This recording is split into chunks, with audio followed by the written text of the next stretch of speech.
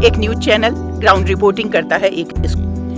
पहले चर्चा करते हैं स्कूल के प्रधानाचार्य के बारे में। सीबीएसई से एफिलिएटेड स्कूल के लिए प्रधानाचार्य को सीबीएसई का अनुभव होना नितांत आवश्यक है, जबकि इन स्कूल्स में ऐसी कोई भी व्यवस्था विभाग के पास स्कूल है अटल उत्कर्ष राजकीय इंटर कॉलेज, जहां बच्चे सीबीएसई का रिजल्ट आउट होने के बाद न्याय की मांग कर रहे हैं। स्टेट बोर्ड में पूरा क्वेश्चन पेपर, चाहे फिर वह 1 mark, 2 mark, 3 mark, 4 mark, 5 mark का ही क्यों न हो, केवल कुछ टर्म्स के इर्द गिर्द ही घूमता है। उत्तराखंड में फुल प्रूफ सिस्टम की कमी है, उचित प्रबंधन का अभाव है, नीतिगत निर्णय लेकर व्यवस्था को बेहतर बनाना होगा, बुनियादी शिक्षा को मजबूत करना होगा। मैंने दोनों बोर्ड के एग्जामिनेशन पैटर्न का तुलनात्मक अध्ययन किया।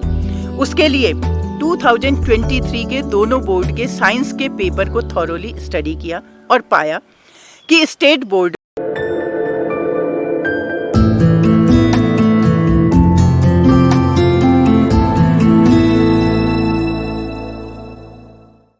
हाय my dear all, I hope आप सभी अच्छे होंगे। एक न्यूज चैनल ग्राउंड रिपोर्टिंग करता है एक स्कूल की। स्कूल है अटल उत्कर्ष राजकीय इंटर कॉलेज, जहां बच्चे सीबीएसई का रिजल्ट आउट होने के बाद न्याय की मांग कर रहे हैं। वजह, एग्जाम में अपीयर हुए 125 बच्चों में से 98 बच्चे फेल हैं। 1 या 2 सब्जेक्ट्स में नहीं, बल्कि पूरे 4-4, 5-5 सब्जेक्ट्स में। पिछले 3 दशकों से शिक्षा के क्षेत्र से जुड़े होने की वजह से मैं अपने आप को रोक नहीं पाई और मैंने इसकी तह तक जाने की कोशिश की। फिर जो निकल के सामने आया उसने सरकार, सिस्टम और शिक्षा विभाग के सामने कई सवाल खड़े कर दिए कि कैसे एक सिस्टम बच्चों के साथ इतना बड़ा एक्सपेरिमेंट कर सकता है और क्या शिक्षा विभाग बच्चों को हुए नुकसान की भरपाई कर पाएगा। तो चलिए शुरुआत करते हैं वीडियो की। बेहतर शिक्षा और रिवर्स पलायन जैसी सकारात्मक सोच के साथ उत्तराखंड सरकार द्वारा वर्ष 2021-22 में अटल उत्कर्ष विद्यालय योजना शुरू की गई, जिसका उद्देश्य सामान्य परिवार के बच्चों को प्राइवेट स्कूल जैसी गुणवत्ता वाली शिक्षा सरकारी स्कूल के माध्यम से उपलब्ध कराना था। इसके लिए राज्य के प्रत्येक ब्लॉक से 2 स्कूलों का चयन किया गया।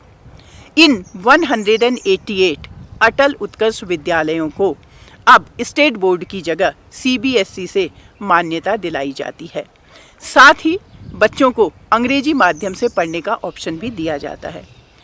इन स्कूल्स में ग्रेड 6 से लेकर ग्रेड 12 की कक्षाएं चलती हैं।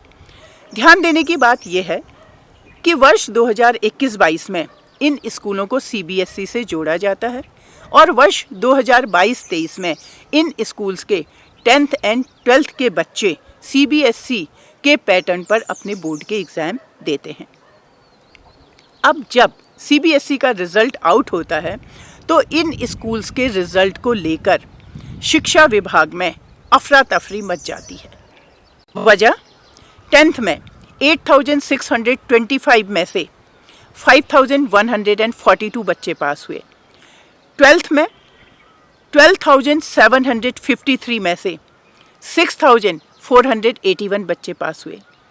98 ऐसे स्कूल्स हैं जिनमें 50% बच्चे भी पास नहीं हुए और ऐसे भी स्कूल हैं जिनका रिजल्ट 0% रहा और ऐसे तो कई स्कूल हैं जिनका रिजल्ट 20% से भी कम रहा। जबकि ये जाहिर है कि इस योजना के तहत बेस्ट स्कूल्स को ही सेलेक्ट किया गया होगा। मुद्दे पर आते हैं, वीडियो में अंत तक बने रहिए, हर पॉइंट पर विस्तार से बात होगी। पहले चर्चा करते हैं स्कूल के प्रधानाचार्य के बारे में। सीबीएसई से एफिलिएटेड स्कूल के लिए प्रधानाचार्य को सीबीएसई का अनुभव होना नितांत आवश्यक है, जबकि इन स्कूल्स में ऐसी कोई भी व्यवस्था विभाग के पास नहीं थी। अगर स्टाफ की बात की जाए तो एक सर्वे की रिपोर्ट के अनुसार अंग्रेजी माध्यम से पढ़ाने के नाम पर कुछ शिक्षकों की सुगम क्षेत्र यानी कि कंपैरेटिवली शहरी क्षेत्रों में तैनाती कर दी गई थी, जबकि रिमोट एरियाज में कंसर्न सब्जेक्ट के लिए पर्याप्त शिक्षक तक नहीं थे। और अगर बच्चों की बात की जाए तो इन स्कूल में पढ़ने वाले बच्चों की मजबूरी थी सीबीएसई को एक्सेप्ट करें। मैंने दोनों बोर्ड के एग्जामिनेशन पैटर्न का तुलनात्मक अध्ययन किया। उसके लिए 2023 के दोनों बोर्ड के साइंस के पेपर को थॉरोली स्टडी किया और पाया कि स्टेट बोर्ड में 30 क्वेश्चन होते हैं, जिसमें 95% से ज़्यादा क्वेश्चन डायरेक्ट होते हैं। बच्चे को आंसर याद होता है और उसे वह लिखना होता है, जबकि CBSE में 39 क्वेश्चन होते हैं। हर क्वेश्चन, चाहे वह ऑब्जेक्टिव टाइप ही क्यों ना हो, एप्लीकेशन बेस्ड होता है। बच्चे को कंसेप्ट अप्लाई करके आंसर खुद फ्रेम करना होता है। एक एग्जाम्पल देकर बताती हूँ। स्टेट बोर्ड में पूछा जाता है कि एड्रिनल ग्लैंड से सिक्रीट होने वाले हार्मोन का नाम बताइए और उसका फंक्शन लिखिए। सेम क्वेश्चन CBSE बोर्ड में पूछा जाता है कि उस हार्मोन का नाम बताइए जो स्केरी सिचुएशन में प्रोड्यूस होता है और उससे बॉडी कैसे डील करती है इस सिचुएशन में। इसके अलावा CBSE में असर्शन, रीजनिंग बेस्ड क्वेश्चन और केस बेस्ड क्वेश्चन भी पूछे जाते हैं। स्टेट बोर्ड में पूरा क्वेश्चन पेपर, चाहे फिर वह 1 mark, 2 mark, 3 mark, 4 mark, 5 mark का ही क्यों ना हो, केवल कुछ टर्म्स के इर्द गिर्द ही घूमता है।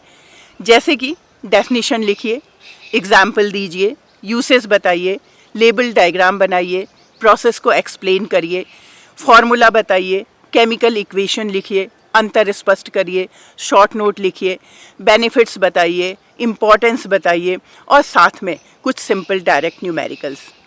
जबकि दोनों बोर्ड में NCERT की बुक से ही पढ़ाया जाता है। इतने बड़े बदलाव के लिए बच्चों को समय चाहिए था, अनुभवी शिक्षक चाहिए थे, विद्यालय में वो माहौल चाहिए था जिसकी ज़रूरत होती है।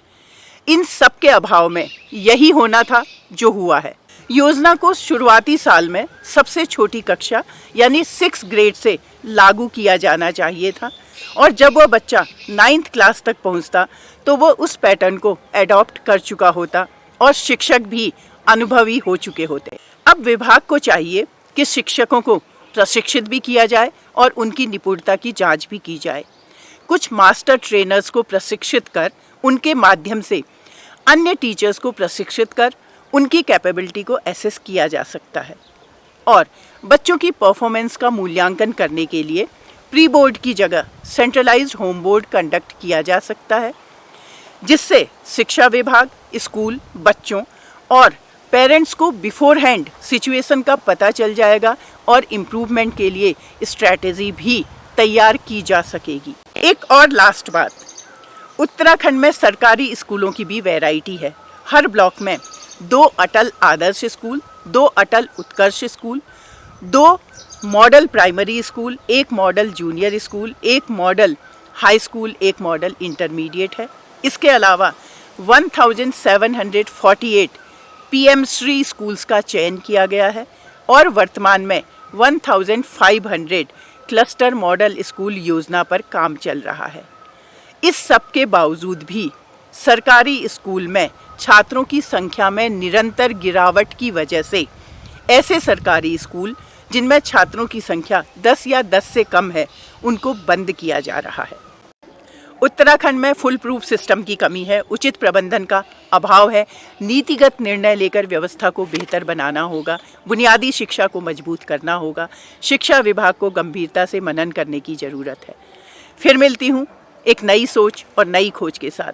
जय देवभूमि, जय उत्तराखंड।